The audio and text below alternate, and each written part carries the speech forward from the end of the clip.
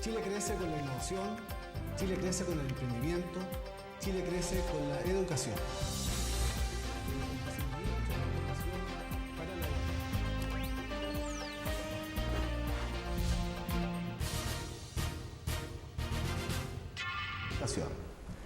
Bienvenidos a un nuevo programa de Chile Crece. Hoy queremos destinar este programa a la educación. Usted dirá, la educación está de moda. No nos vamos a colocar en el tema contingente. Vamos a tratar de mirar el tema de la educación desde un lugar un poquito más distante para entender el fenómeno de qué está pasando en la educación en el mundo. Y para eso hemos invitado a una experta, una chilena muy reconocida en este tema, que hoy día trabaja en el BID y es la especialista en educación del Banco Interamericano de Desarrollo. Quiero darle la bienvenida a Catalina Kovacevic. Gracias por acompañarnos, Catalina. Muchas gracias, Fernando. Bueno, como tú escuchabas en la presentación, no nos vamos a meter en el terreno, digamos, cotidiano, contingente de la educación, pero sí nos interesa un poco entender las tendencias. ¿Qué es lo que están viendo en el BID respecto a las grandes tendencias en la educación hoy día? Nosotros vemos varias tendencias, algunas con más énfasis en Latinoamérica, otras con más énfasis a nivel mundial, y yo tengo más presente las tendencias que coincidan con los temas que son más importantes en Chile. Entonces, un tema que lleva varios años siendo tendencia y creo que seguirá siendo tendencia es el tema docente, que es indudable. Todo lo que tiene que ver con formación docente, tanto la formación en servicio como la formación de pregrado, la selección docente y las condiciones en las cuales trabajan los docentes, qué apoyo se le da a los docentes para que puedan ejercer de manera efectiva su rol. Esa sería una gran tendencia. Otro tema que quizás no destaque en la discusión, pero que es importante en la mayoría de los países, tiene que ver con la educación técnico-profesional, con cómo la han resuelto y se han buscado soluciones bastante diferentes, desde prácticamente eliminarla en algunos casos hasta ejemplos como Alemania en que han logrado que sea como un pilar fundamental del sistema educativo. Y con opciones intermedias, interesantes, de repente de unión inteligente con la empresa privada. O sea, uno de los aprendizajes es que sola la educación técnico-profesional no funciona, necesita tener una pata en la realidad y esa realidad en general se la puede dar la empresa. Oye, Catalina, fíjate que tú mencionas el tema de los profesores, la formación docente. Mucho se ha hablado respecto al tema de la calidad de vida del profesor. De alguna manera el profesor es una víctima de un sistema antiguo donde se han colocado capas adicionales de administración, de gestión y el tiempo sigue siendo el mismo. ¿Cómo se está tratando cuáles son las tendencias para hacerle la vida más fácil al profesor en su gestión pedagógica? Bueno, una tendencia tiene que ver con que el rol del director sea un rol efectivo de apoyo a la gestión pedagógica, o sea, que esté ahí como para facilitarle la vida a los docentes y no como para hacérsela más difícil desde lo administrativo que tú mencionas. Todo lo que tenga que ver con apoyo extra del personal de la escuela hacia el trabajo del profesor es indudablemente muy efectivo. Sin embargo, no es la principal causa que mencionan los profesores como de descontento en el aula. Menciona muchas más cosas de la línea de no saber qué hacer con los niños adentro de la sala, que parece un poco raro, porque uno piensa los profesores evidentemente saben qué hacer con los niños. No es tan así, sobre todo cuando están recién egresados, como que la formación inicial no los prepara para el qué hacer con niños que además están en distintos niveles de desarrollo, de conocimiento de los temas, y se asume además que es como una gran masa homogénea, que no es el caso. Y de hecho me imagino que además todo el tema de los nativos digitales viene a revolver mucho más el gallinero, porque o sea, cuando tú estás en el aula, en la época mía uno se sentaba y si uno se distraía le llamaba la atención, pero hoy día jóvenes que son naturalmente inquietos y que aprenden de una manera distinta, que aprenden en el teléfono, el smartphone de su padre o el propio, buscan la información que requieren. ¿Cómo los tiene sentados solo en un aula? Para un profesor debe ser súper complejo poder manejarse en esa situación. Claro, se ha hablado bastante de cómo el profesor puede enseñarles algo en lo que probablemente los estudiantes se manejan mejor que él mismo y cómo el rol ha cambiado hacia más bien un rol de acompañamiento, de ayudar a encontrar respuestas, no quizás de manejar todos los conocimientos, porque en el fondo uno puede acceder a ellos a través de otras redes, sino de poder acompañar en este proceso y, como dices tú, cómo hacerlo si es que no se es un nativo digital, que son algunos de los problemas que tuvimos en Latinoamérica al inicio, y yo creo que todavía, cuando se empezaron a implementar los computadores en las aulas, que los profesores no las sabían usar, entonces están ahí guardaditas con llave, tapaditas. Hoy día probablemente sepan usar algunas cosas, pero probablemente también, como todos los adultos, o muchos de los adultos, no tenemos la misma destreza para navegar en la web, buscar la información, integrarla, hacer 4 cosas a la vez, como lo hacen hoy día los muchachos de 15 años. Probablemente ahí hay un desafío que es interesante, a ver cómo se va a resolver. ¿Qué pasa con el tema disciplinar de los profesores? Porque mucho se discute si la pedagogía tiene más que ver con los contenidos precisos que el profesor va a basar en el aula o con los métodos pedagógicos que se usan para que los niños lo aprendan. ¿Hay alguna discusión sobre eso? ¿Cómo se está viendo esa parte? Porque yo, mira, he comentado el caso que en San Luis Potosí, en México, hicieron una evaluación y se dieron cuenta que los alumnos llegaban hasta más abajo de lo que sabía el respectivo profesor, el respectivo maestro, como llaman ellos. Entonces, cuando tú tienes un profesor que solo sabe parte de la materia, ese es el tope inmediatamente a los estudiantes. Entonces, ¿qué se está haciendo con la mejora disciplinar de los profesores o cómo se está enfrentando ese fenómeno en este mundo tan cambiante, digamos, de los métodos pedagógicos? Yo creo que distintos países han tenido como distintas posturas sobre ese tema. Los asiáticos en general son muy duros con eso. O sea, uno no puede enseñar lo que no sabe y no les interesan demasiado los temas como que entendemos como pedagógicos, digamos, y les interesa lo disciplinar. O sea, ellos tienen una formación disciplinar excelente y logran transmitírselo a sus estudiantes. En general en Latinoamérica hay una tradición de que todo lo que tiene que ver con lo afectivo además es sumamente importante, entonces es difícil dejar ese aspecto afuera. Y hay grandes diferencias además según la edad de los niños. En enseñanza básica se espera que haya un cierto trato hacia los niños que vaya más allá de lo disciplinar, y a veces en desmedro de la formación disciplinaria, que es algo que en realidad no debería ocurrir, y al revés en enseñanza media, a veces cuando los profesores son más fuertes en los contenidos, la queja es que no se manejan en estos otros ámbitos que tienen que ver con la disciplina, con las técnicas específicas para enseñar esa disciplina y como con el cuidado más emocional de los estudiantes. Entonces es muy difícil lograr ese equilibrio y está esta diferenciación además entre estudiantes de uno y otro curso, que si uno lo mira ya lo que pasa a nivel de preescolar es exacerbado, ahí se asume que es casi puro cariño y se olvida bastante el tema de la formación como disciplinaria propiamente tal. Entonces sí, es un equilibrio muy difícil, pero como tú dices, es fundamental la formación disciplinar de los profesores. Sin eso, ¿cómo van a enseñar las disciplinas? O sea, como dicen los asiáticos, ¿cómo va a enseñar uno lo que no sabe? Buena manera de decirlo.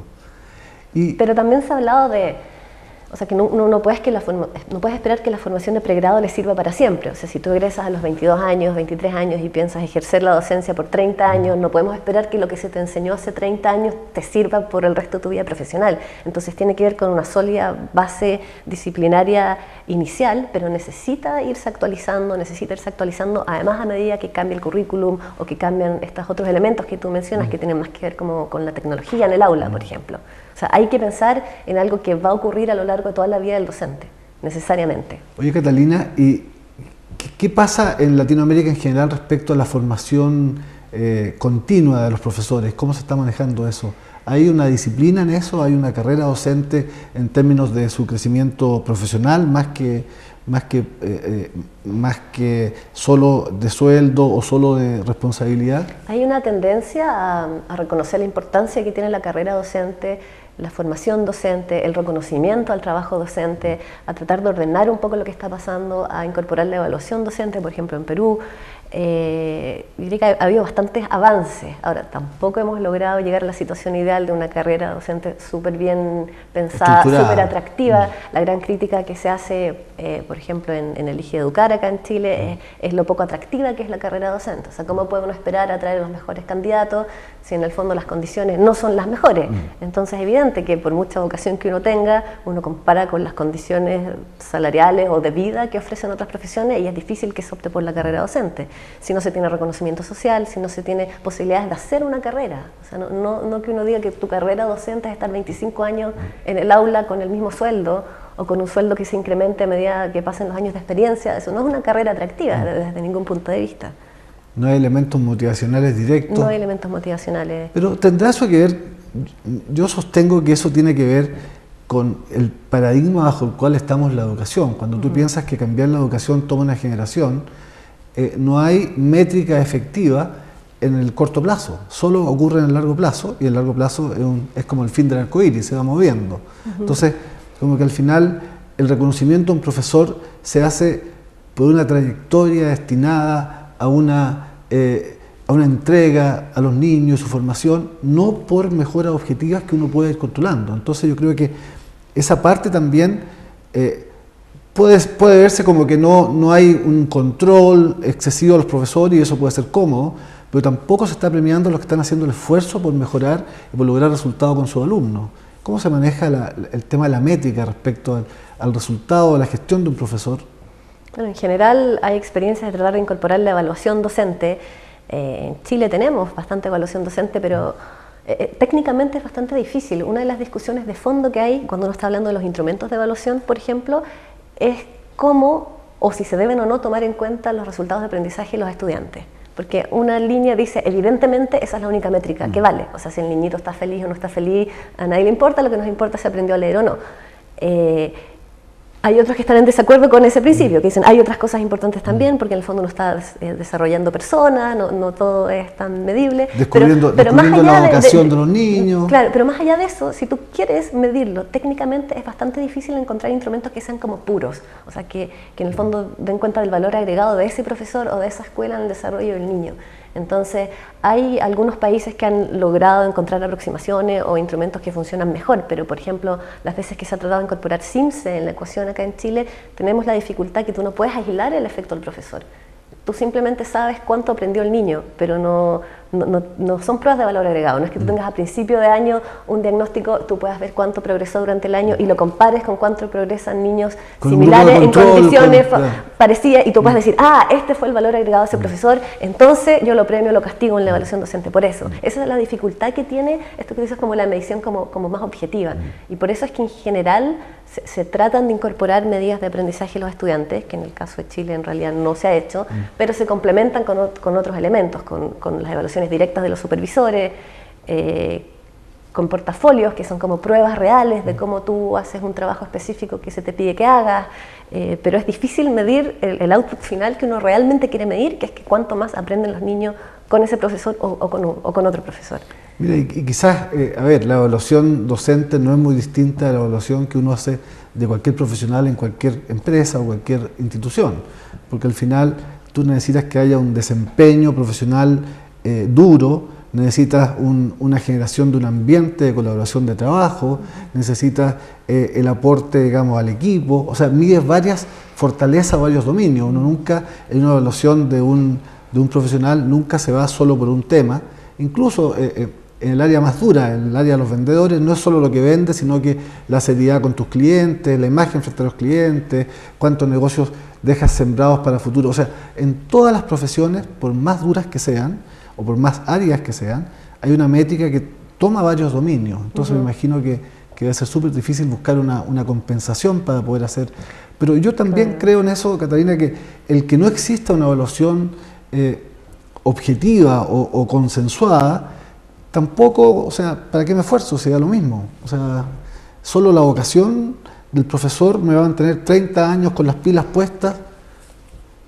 Bueno, esa es una de las grandes discusiones que hay en el tema de evaluación docente, porque ese es el gran riesgo, pero tampoco uno puede llegar y ocupar cualquier instrumento si en realidad no estás muy seguro de lo que estás midiendo, porque el tema es que el niño aprende dependiendo de muchísimas variables, y el profesor es una de las variables más importantes, o tal vez la más importante en algunas edades del niño, pero por ejemplo el rol de la familia es igualmente importante o muy importante.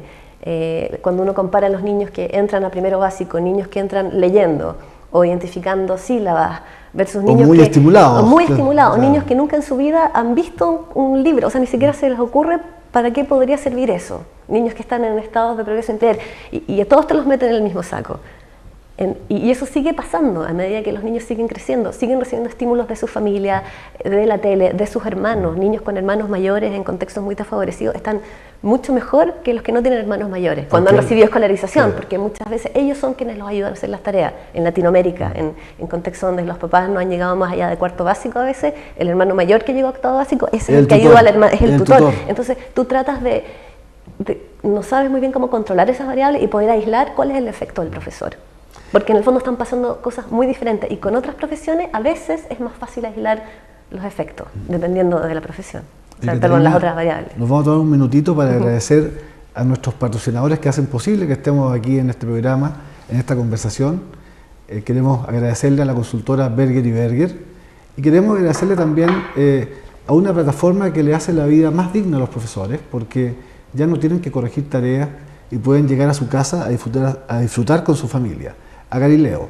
Si usted quiere saber cómo eso opera, galileo.net.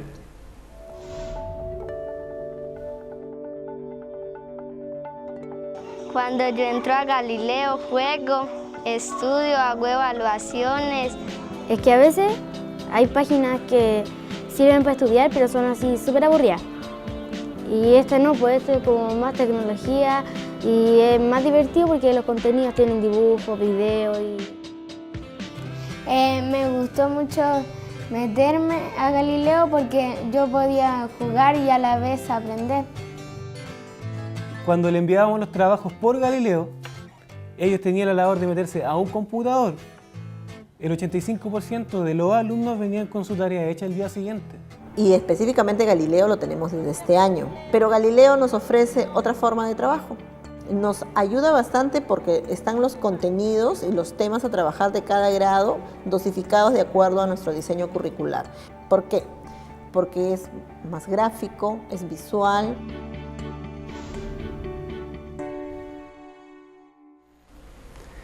Estamos en este programa, al cual le agradecemos que usted nos acompañe, conversando sobre educación. No sobre la contingencia, sino que los grandes lineamientos estratégicos que están pasando en el mundo. Y para eso hemos invitado a una experta, hemos invitado a Catalina Kovacevic, que es la especialista de educación del BID acá en Chile. Estábamos hablando con ella, gozando esta conversación. Catalina, hablábamos de tendencias, hablamos sobre los profesores.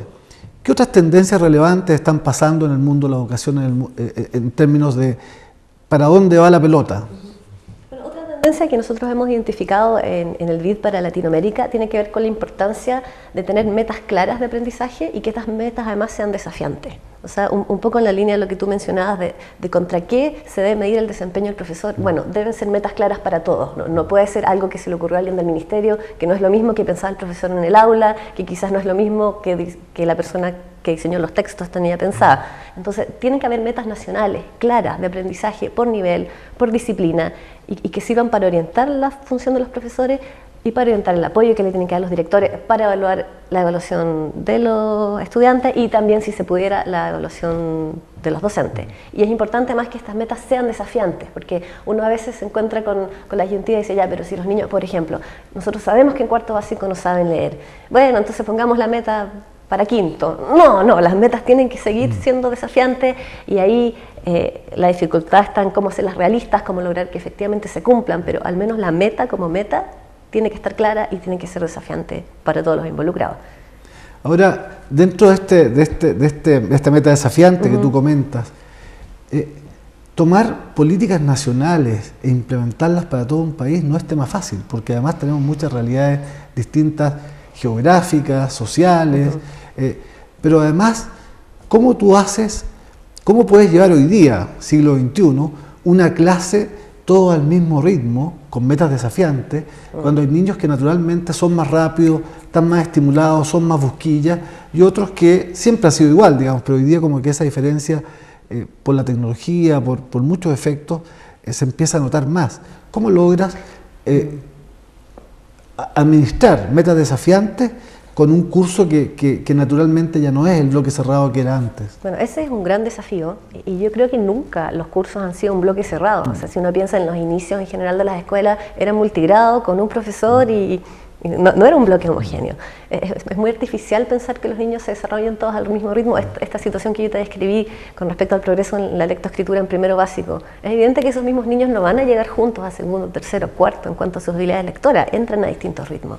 Entonces es muy difícil qué orientaciones se les pueda dar a un profesor, pero yo creo que no tiene que ver tanto con las metas, porque en el fondo uno podría hacer algo equivalente a lo que hizo Chile, aunque ha sido un poco criticado, esto del currículum mínimo, que fue decir, a ver, esto es lo mínimo que tienen que saber todos los niños de Chile. Porque no porque ellos sean de un contexto más rural, tal vez estos niños más desfavorecidos, vamos a decir, no, miren, ustedes no importa que no aprendan a leer. No, la meta tiene que ser la misma para todos. Es más difícil lograrla en algunos casos. Y si algunos estudiantes ya la superaron, la idea es poder seguirlos acompañando, que es otro desafío. En el fondo el desafío uno lo tiene con los niños que no llegan a las metas, pero también con los niños que ya las lograron en el tiempo o antes del tiempo. Y muchas de las discusiones sobre la equidad tienen que ver con eso. A ver, ¿les estamos dando a todos lo mismo? O más bien les deberíamos dar a todos lo que necesitan, que no es lo mismo. Porque algunos niños... O le debemos dar los instrumentos que al menos los tengan. Los instrumentos. Entonces, más que las metas, yo creo que tiene que ver con cómo se baja en la sala de clases, qué tipo de apoyo se puede entregar. Por ejemplo, el Ministerio entregó hace un par de años al alero de un cierto programa material de lectura diferenciado por progreso, y ese material arrasó con los profesores. O sea, era sumamente útil, porque hasta las lecturas se asumen que es la misma lectura para todos los niños, y si están en distintos niveles de desarrollo, evidentemente no son las mismas lecturas las necesarias. Entonces se podría pensar en dar apoyo pedagógico a través de material que esté diferenciado por estadios del desarrollo, aunque estén en el mismo curso, por ejemplo, que es algo que por tradición en Chile no se estila. En otros países sí, tienen una tradición de asumir que los niños no necesariamente avanzan todos al mismo ritmo. Bueno, ahí nos estamos metiendo en la contingencia, o corremos el riesgo de meternos en la contingencia, pero de alguna manera tú tienes razón, porque hoy día con tecnología tú puedes diferenciar fácilmente. O sea, cada niño puede ir a su ritmo, cada niño puede avanzar, o sea, están los temas del año y tú puedes ir 3 temas más adelante y el profesor tiene una referencia donde puede ir midiendo, permitiendo que algunos vayan repasando atrás y permitiendo a la vez que otros avancen. O sea, de alguna manera yo creo que la sala de clases como hoy día la conocemos se va a empezar a dibujar poco a poco, producto de las tecnologías que permiten eso que manualmente se hacía entregando material diferenciado físicamente. O sea, con tecnología es más fácil hacerlo y eso puede escalar. Ahora, ¿qué pasa con la tendencia? Hay otra tendencia que te quiero preguntar que tiene que ver con los niños en sus etapas tempranas. O sea, todo el mundo dice, o sea, hay como 2 temas en los niños en etapas tempranas. El primer tema tiene que ver con que si el niño lo aprende bien desde el principio, nunca más se recupera. Tema que uno puede discutir, porque hoy día es posible nivelar en cualquier momento, digamos. Pero hay otra cosa, que el niño, en la medida que está mejor cuidado en su etapa temprana, más estimulado, le genera una pendiente distinta de aprendizaje. ¿Cuáles son las tendencias en eso? ¿Cómo está sí, en Latinoamérica ese tema está cobrando mucha fuerza, probablemente porque en general los países cuando parten de tener muy poca educación, parten por la educación básica, luego llegan a la educación media, en general la educación terciaria, y ahí como que se acuerdan de preescolar. Ese es como un poco el orden, y es el orden que está pasando en Latinoamérica. O sea, hoy como tendencia el tema de la educación preescolar es muy muy importante. En BID en este momento lo estamos llamando que los niños lleguen a la escuela preparados para aprender, que es una manera un poco más general de decir lo mismo que dices tú, que en la mayoría de los países la tendencia va hacia hacer kinder obligatorio, o tal vez no obligatorio propiamente tal, pero para dar todas las facilidades para que los niños asistan a kinder, asumiendo que ahí se puede emparejar un poco todo lo que tiene que ver más como curricular, que tiene que ver con habilidades prelectoras, habilidades prematemáticas, y hay experiencias sumamente interesantes. Estimulación temprana. Estimulación temprana. Es que hay uno, bueno, mete a muchas edades en el mismo saco, porque la estimulación temprana es desde que el niño nace. Entonces uno está hablando en realidad de niños de 0 a 6. Entonces en general se tiende a hablar de preescolar, entendidos más bien los de 3 a 6, y los más chiquititos no, porque en el fondo uno los está estimulando, pero tal vez no con habilidades tan escolares, digamos. Uno no habla en general de habilidades prelectoras, pero hay experiencias muy interesantes de cómo tú puedes enseñar estas habilidades que después ayudan a las matemáticas desde muy muy chiquititos, de los 3, de los 4 años. Hay experiencias pilotos muy interesantes, hay experiencias pilotos en Ecuador y Perú, bilingües también, como tú insertas a los niños, por ejemplo, que hablan guaraní, para que no se queden atrás en su formación preescolar y puedan llegar preparados a la escuela para aprender. Y Chile en ese sentido está hace muchos años con el tema preescolar muy marcado también. Bueno, de hecho es obligatorio. Ahora es obligatorio. Ahora es obligatorio, claro. Ahora, también tiene que ver con cómo los países lo plantean, como dices tú. O sea, en Finlandia, por ejemplo, no está ahí el énfasis está más bien cuando entran a la escuela. Pero sobre todo cuando uno tiene papás que no tienen niveles muy altos de escolaridad, se asume que es más necesario aún que los niños reciban educación preescolar. Aunque todos pueden beneficiarse de educación preescolar, si es que la educación preescolar es buena, que es otro elemento fundamental de mencionar. En realidad, el tenerla definida por decreto no necesariamente significa que pase adecuadamente. Y de nuevo se mezcla lo emocional que hablábamos antes. En el fondo, cuando uno habla de estimulación temprana en los niños, no está pensando solamente en que puedan leer y contar cuando llegan al colegio, también en la socialización, en la internación de reglas, en que entiendan un poco cómo funciona una sala de clase, en las primeras veces que están lejos de su mamá. O sea, son muchas más cosas las que están mezcladas ahí. Oye, Catalina, y respecto a esta etapa de estimulación temprana, o esta etapa de etapa preescolar, digamos, como tú bien defines, en Latinoamérica, ¿qué países son los que están liderando el tema? No tengo tan claro el mapa. Yo sé que Perú y que Ecuador han tenido muchas iniciativas en el último tiempo. En Centroamérica la mayoría de los países no. O sea, yo te diría que un poco si uno mira los niveles de escolarización a nivel secundaria, va a ir bastante de la mano con qué tanta importancia le están dando al tema preescolar. O sea, si todavía no han logrado que se termine la educación básica, que todavía es el caso de algunos países en Latinoamérica, o que la cantidad de estudiantes en secundaria es muy baja, no van a estar preocupados del tema preescolar aún. Eso es como se tiende a desarrollar, no digo que sea como debe ser. O sea, hay países que hoy todavía no le dan ninguna importancia preescolar, ninguna. Fíjate que yo estuve, y hay lugares donde además no hay tierras de nadie. Tuve la suerte de estar invitado la semana pasada a un consejo asesor de institutos mexicanos en el exterior, donde había una mesa de educación, de gente que estaba involucrada en educación en Estados Unidos, de origen mexicano. Estaba la subsecretaria de Michigan, había gente, digamos, de muy buen nivel. Y hablábamos de la realidad de los latinos de Estados Unidos en el mundo educativo. Y de repente estar en primer mundo, pero fuera del sistema es más complicado, digamos, estar muy lejos de lo que está pasando en nuestros países.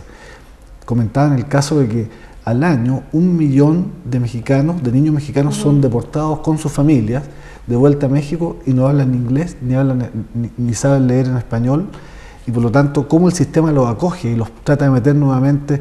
O sea, hay desafíos en educación que son tremendamente fuertes y que de alguna manera tienen una incidencia social tanto por el tamaño, por el volumen del problema, los niños, la cantidad de niños involucrados, como por las medidas que puedan o no ser implementadas.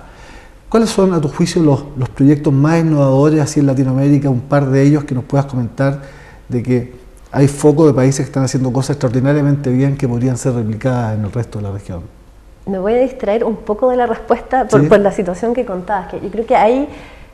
Yo sé que, bueno, este programa es sobre innovación en parte. Hay maneras bastante innovadoras a veces de tratar de solucionar problemas. Entonces, cuando tú mencionabas el tema de los niños latinoamericanos o de padres latinoamericanos que son inmigrantes en Estados Unidos, Plaza Sésamo, que yo creo que es el mejor programa educativo de todos los tiempos, que ha sido, o sea, traducido en un montón de idiomas y todo, fue creado específicamente para eso. O sea, tenían este problema de que cuando los niños de distintos backgrounds llegaban a la escolarización en Estados Unidos, los niños de papás inmigrantes que hablaban castellano y que por lo tanto estos niños no hablaban inglés, entraban demasiado desfasados y no lograban nunca como alcanzar a sus compañeros. Y estaban pensando específicamente en niños vulnerables de sectores urbanos, no rurales. Entonces dijeron, ¿qué vamos a hacer? Estos niños lo único que hacen es ver tele. Entonces, ¿qué vamos a hacer? En los 70 les vamos a diseñar un programa especial para ellos, en que lo que queremos es que estos niños entren nivelados. Bueno, hoy día, y se hizo así todo tipo de estudios y es el programa que se logró. Ese programa no se sigue ayornando. Bueno, y un problema que tuvo el programa fue que no logró la meta, y es que nunca achicó la brecha,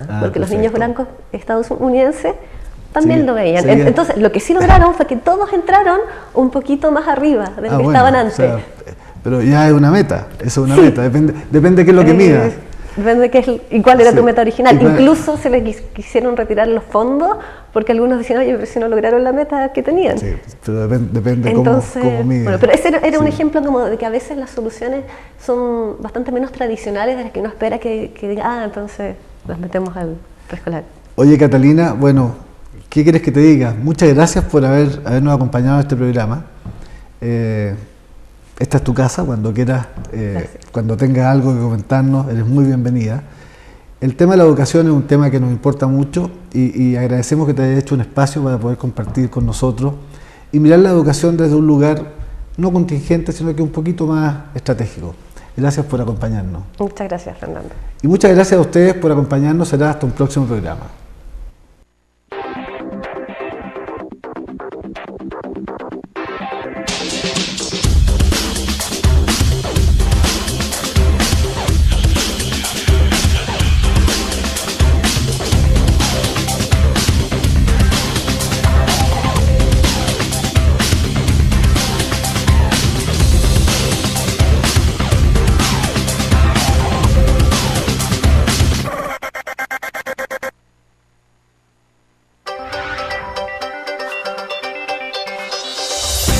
Chile crece.